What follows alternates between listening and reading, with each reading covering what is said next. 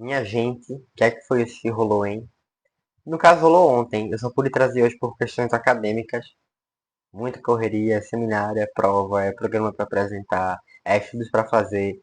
Então, só pude trazer hoje. Mas antes de começar a minha análise e as sensações que eu tive em assistir o jogo, eu gostaria muito que vocês deixassem um like no vídeo, porque eu venho acompanhado a diferença de visualizações para curtidas ou inscritos.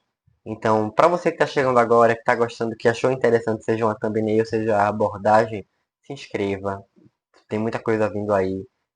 Eu acredito que o canal vai evoluir. Aos poucos as coisas vão acontecendo. E curta o vídeo, velho. Porque aí o YouTube vai entender que você está gostando, vai passar para outras pessoas. E talvez as outras pessoas possam gostar também. Ou talvez não, né? A vida é assim. Então, meu povo, porrada. Se tiver que ganhar na porrada, a gente vai ganhar na porrada. O quesito é que o Brasil nem precisou utilizar da porrada. Porque o Brasil não cria, o Brasil não joga, o Brasil não faz nada.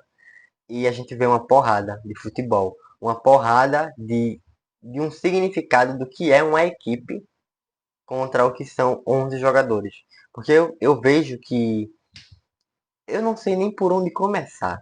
Eu tinha escrito algumas coisas para falar sobre o jogo, mas eu acho que esse jogo ele tem início antes. Ele tem início no podcast de Romário. Ele convida o Rafinha e tem aquelas declarações. E eu não sou contra o que o Rafinha disse, tá? Porque eu entendo o que ele quis falar. Quando o Rafinha fala que vai ter que ganhar na porrada, que vai fazer gol, que vai para cima, que não tá ligando, eu acredito que ele quer diminuir a pressão em cima da seleção brasileira. Porque ele falando isso, eu acho que no vestiário, essa sensação traz mais gana, traz mais vontade, traz mais. É isso mesmo. A gente vai ganhar mesmo, e vai para cima mesmo, e vai ser assim mesmo. Para mudar o psico dos jogadores, que eu acho que a vitória contra a Colômbia já tinha trazido esse conceito, mas não traz.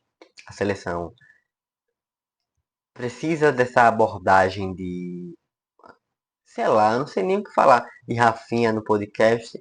Vai para o campo e faz totalmente ao contrário. Leva uma porrada. É verdade.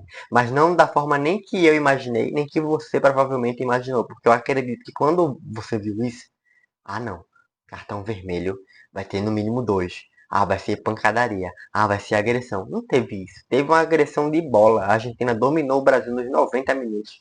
Ao ponto de, aos 45 do primeiro tempo, ou ao início do segundo tempo, poupar jogador, velho. Poupar jogador, dar uma diminuída no ritmo, vamos pisar no freio. E mesmo assim conseguiram trazer mais perigo que a seleção no tempo todo. Então eu não acho errado o que Rafinha falou. Eu só acho errado que a seleção tenha jogado tão mal, como sempre. Porque sempre parece que é uma nova seleção que está em um período de adaptação. Mas não, é o mesmo grupo de um ano atrás. Tá? É o mesmo grupo, é o mesmo treinador e parece que está sempre no primeiro jogo. É, tem vários culpados. Tem sim o presidente, porque quando você troca, e nenhuma das suas trocas dá certo, não significa que aquele grupo é ruim, porque a gente sabe que o grupo da seleção não é ruim. Significa que o seu projeto de escolha é ruim. Mas eu também não acredito que ele deve ser o único culpado, tá? Hoje, por exemplo, eu ouvi coisas de que tipo, não, porque os jogadores convocados, as pessoas acreditam que tem relação à máfia por empresário. Eu tenho certeza que não. Qualquer outro técnico ou qualquer outra direção que escolhesse um técnico, os mesmos jogadores que estão aí hoje seriam convocados em outra ocasião. Não tem como pôr outros. O único que não está na lista que poderia estar seria o Neymar. Não tem como pôr outros. Ou até mesmo o Casemiro, né?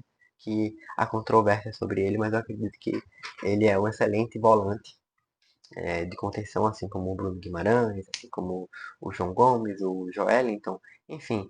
É, os próprios jogadores, eu acho que eles não fazem uma boa partida. E o time do Brasil parece mais 11 jogadores do que uma equipe, do que um grupo. Não parece um grupo. Parece 11 caras querendo fazer o melhor deles e sem nenhuma conexão. Parece. E quando o jogo começa, já começa meio pesado e começa da forma que eu imaginei, porque eu não imaginei a Argentina querendo ser reativa, e sim proporcionando o jogo. Foi isso que ela fez. Sendo que eu acho que nem um dos mais otimistas torcedores argentinos imaginaria que aos 5 minutos a Argentina já teria aberto o placar. Aberto o placar com uma infelicidade de Murilo, com um domínio, um giro de Thiago Almada em cima de Marquinhos que não existe, tá? Não existe. E com uma, não prepotência, mas uma fragilidade no lado direito da seleção brasileira, no lado direito da defesa. É verdade que nesse jogo em específico toda a defesa foi frágil, mas o Wesley não foi bem. O Wesley veio bem contra a Colômbia. Eu já tinha conversado com vocês. Olha, calma, a Colômbia estava muito cansada. E hoje ele teve a oportunidade de provar. Ele provou que realmente a Colômbia estava muito cansada. Ele não conseguiu ser ofensivo, ele não conseguiu ser agressivo, assim como toda a seleção, né? Porque quando o Dorival tem a ideia de entrar com quatro atacantes, alguém tem que fazer pressão. E depois do primeiro gol, onde o Murilo é infeliz, que a bola rebate nele e sobra no Álvares, a Argentina consegue um segundo com 12 minutos. E um gol que a Argentina consegue ficar com a bola no seu campo de defesa para o campo de ataque em 1 minuto e meio.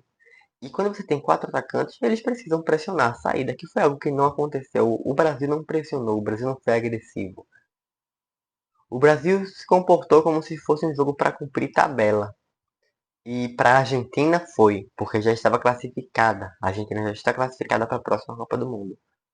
Parece que o Brasil entrou na ONU e disse: eu também vou entrar assim. E foi um desastre, tá? Foi um desastre porque só no primeiro tempo a Argentina teve 61% de posse de bola, tá? Eu anotei algumas coisas aqui. A Argentina teve 4 finalizações. Dessas 4, 3 foram gols. No Brasil, de uma, como Davi essa uma? Uma que é uma sorte. É uma falha do zagueiro. Quando esse zagueiro falha, que foi o Couto e Romero, a bola sobra para o Matheus Cunha que faz o gol. Emiliano Martínez mal posicionado. E não tenho o que comentar. A Argentina dominou o primeiro tempo. Dominou ainda mais o segundo, onde as alterações de Dorival é 6 por meia dúzia. Coloca o Hendrick no lugar do Matheus Cunha, não, do Rodrigo. Tira o Joelinton e põe o João Gomes. E ele acredita que assim ele conseguiria dominar o jogo. Até porque o jogo estava dominado, né? Mas não pro lado da seleção, pro lado da Argentina. A Argentina domina, o meio-campo da Argentina engoliu do Brasil. Não tinha nem discussão.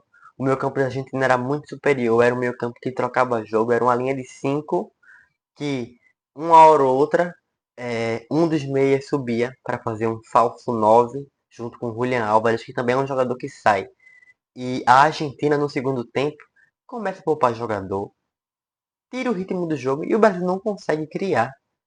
Gente, vocês têm noção que o Brasil finalizou uma vez no gol e que essa finalização não foi na jogada trabalhada? O único jogador do quarteto ofensivo da seleção que atacou de verdade foi Rafinha e foi com faltas. Foram chutes de faltas. Foi o único que finalizou. Fora o Matheus Cunha. Vinícius Júnior aparecia uma hora ou outra no jogo com um drible pela ala para puxar para dentro. Não conseguiu. Não conseguiu fazer um bom jogo. Ninguém da seleção fez um bom jogo. O Bento. Eu vi imagens hoje da comissão técnica da seleção pedindo para o Bento fazer seda no primeiro tempo para esfriar o ritmo do jogo, porque a seleção não estava suportando. E foi uma massa, eu não sei o que falar, porque de fato foi uma massa. Ninguém imaginou que seria dessa forma. Ninguém imaginou que faltaria tanta gana, né? Ninguém imaginou que esse projeto estaria sendo tão mal. Porque quando o Dorival assume no ano passado e a seleção empata com a Espanha por 3-3 no Santiago Bernabéu e vence a Inglaterra em Wembley, que posteriormente essas seleções seriam a campeã e a vice da Euro daquele ano, havia uma esperança. Quando começa a Copa América e as eliminatórias, a gente vê que não há esperança, já deu. Sendo que quem é que vai assumir para uma Copa do Mundo? Porque o próprio Dorival falava que nós estaremos na final da próxima Copa. Hoje a seleção não fica na final da Copa do Nordeste. Hoje essa seleção não fica na final de uma Copa Verde. Não fica porque não tem futebol para isso. Tem grandes jogadores, mas de que adianta ter grandes jogadores se eles nunca aparecem quando precisam? Como é que vai ser? A gente vai ter que estar esperando um desvio de um zagueiro para ser gol. Não, a gente tem 5 estrelas, somos a maior. E a maior passa por esse sufoco. A maior, como falou os torcedores da Argentina, tá morta. Ou tá dormindo. E é uma incógnita se vai voltar. No mais é isso, meu povo. Foi uma aula. A seleção da Argentina dominou o Brasil em todas as zonas do campo, em todos os setores. O Brasil não foi melhor em nenhuma região. O Brasil não conseguiu trazer perigo para a Argentina em nenhuma região. E se for comentar os gols, a Argentina fez 4, mas poderia ter feito 8-0. Tá? Porque esse gol do Matheus Cunha não teve mérito da seleção brasileira. O jogo encerra com a Argentina sendo superior, com o quarto gol que a bola passa na frente de todos os jogadores da linha de defesa. E nenhum dos quatro consegue interceptar a bola e a gente fica pensando, como é que isso acontece, né? Como é que isso acontece? Como pode jogadores de uma seleção nacional, onde aqueles deveriam ser, em tese, os melhores do seu país, passarem por coisas assim? Acontece, mas sempre instável, nunca em um bom ritmo, sempre em adaptação, nunca adaptado. Não dá, né? Não dá, porque não é isso que a gente quer. Uma má partida de Murilo, uma má partida de Wesley, uma má partida de Joelinton, muito má partida de Joelinton, Rodrigo, Vinícius Júnior, Endrick mal tocou na bola, então eu não vou nem considerar a participação dele no jogo. E Rafinha fizeram uma má partida. Rafinha foi feliz no que disse, apesar de querer levantar o astral. Não levantou, porque não tem um Romário na seleção hoje. Nem nunca terá. Ele tentou ser, mas não conseguiu. Né? Não tem um Neymar ainda. E se é que vai voltar no ritmo. Porque se tem um jogador que poderia falar, a gente vai fazer isso e faria, era um Romário, era um Ronaldo, é um Neymar, que hoje não mais. E a seleção tá em um penhasco, né? Parece que sempre tá caindo e parece que nunca vai melhorar. Meu povo, é isso por hoje. Eu espero que vocês tenham gostado. Me desculpem pelo atraso do vídeo. Eu espero que a qualidade da imagem esteja boa e que o áudio também. E até a próxima. Eu espero que vocês tenham gostado do vídeo de hoje. E novamente, curtam, interajam e compartilhem, façam o que quiser. Me ajudem, porque, como eu tô falando, é algo que está no início. E eu acredito que seja algo promissor. Até a próxima.